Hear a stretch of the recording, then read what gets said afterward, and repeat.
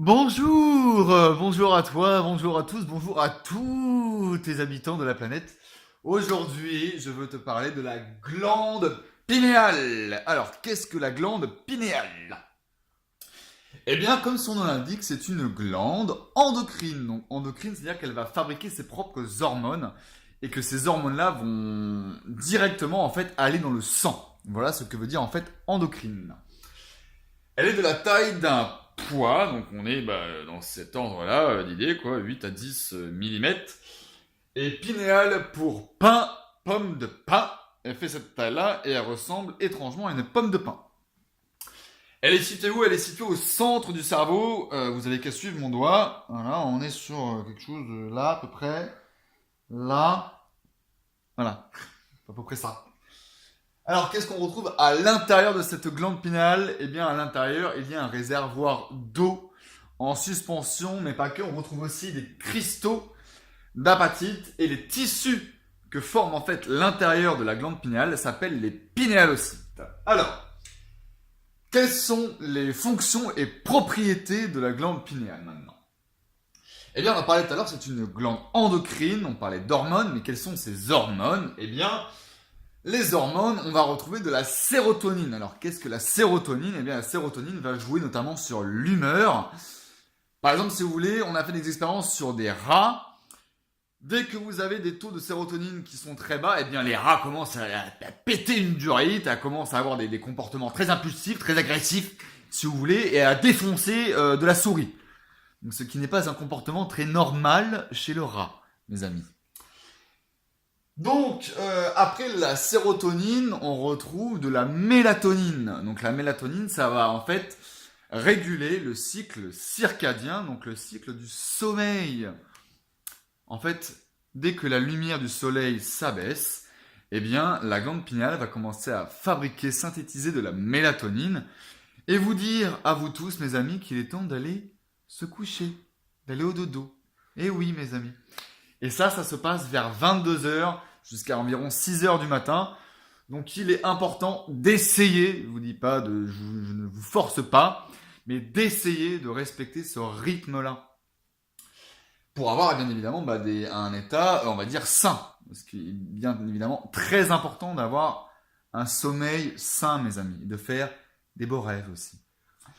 Alors j'ai mis aussi DMT, diméthyltryptamine.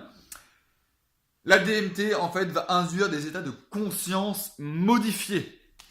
Donc, elle est théorisée grandement pour se trouver dans la glande pinéale. On sait que le rat la synthétise dans la glande pinéale.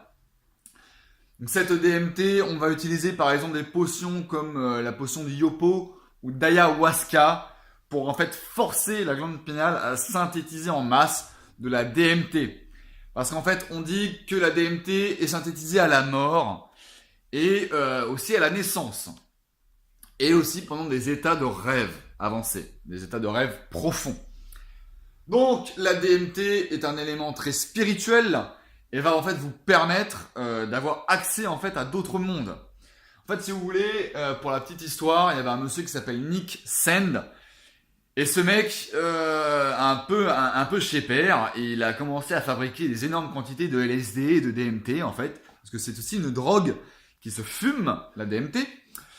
Et dans son laboratoire, il s'est aperçu que quand il cassait un petit peu ces cristaux de DMT, eh bien, il jaillissait des éclats de lumière bleue, rouge, verte, en fait, tout ce qui est dans le spectre de l'arc-en-ciel.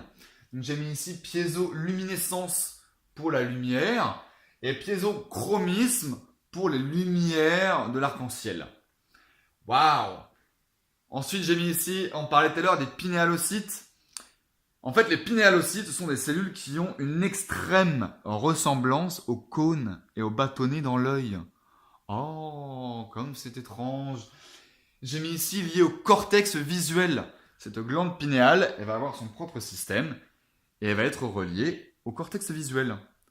Oh, mais comme c'est étrange. Cortex visuel, cône et bâtonnet. Réagir les lumières, est-ce qu'on parlerait pas ici du troisième œil, mes amis? Ah, ben oui. Et qui c'est qui parle du troisième œil? Eh bien, les anciennes civilisations. L'Égypte, les bouddhistes, les hindous, les sumériens. Tous parlent de cette glande pinéale et du troisième œil. Les Sumériens, grâce à leurs dieux Enki et Enlil, sont souvent dépeints avec une pomme de pin. Donc est-ce que c'est par hasard? Bah évidemment que non. C'est pas par hasard, ce n'est pas une coïncidence, mes amis. Bouddhistes, hindous parlent tous du troisième œil ici, là. Juste là. Hein, on voit souvent les hindous là dépeints avec cette espèce de point là. Et ça aussi, c'est pas par hasard. C'est pas une coïncidence, mes amis. J'ai mis aussi l'Égypte avec l'œil d'Horus. En fait, l'œil d'Horus, c'est comme une coupe transversale. Et vous avez bien en fait une carte qui va vous indiquer où se trouve la glande pinéale dans le cerveau. Oh, comme c'est étrange. Là, là, là, là.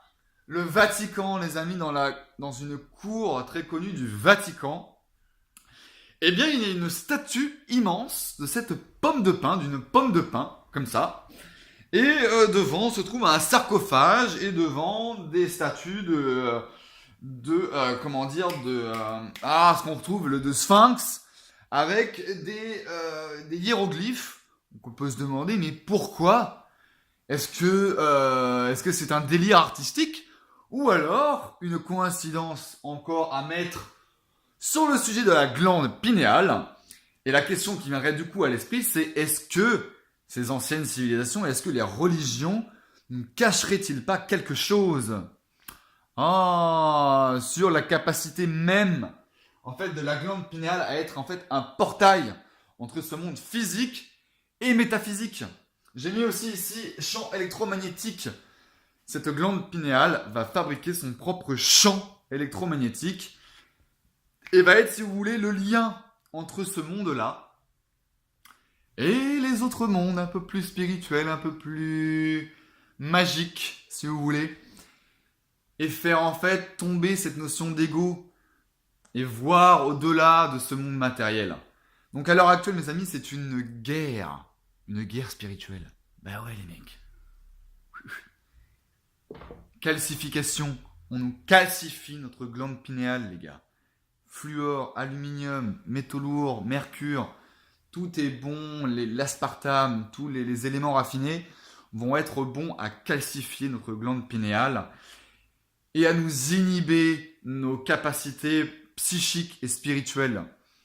Donc mes amis, il est très important de décalcifier. Je ferai aussi d'autres vidéos pour vous permettre, en fait, vous donner des cartes pour vous décalcifier cette glande pinéale.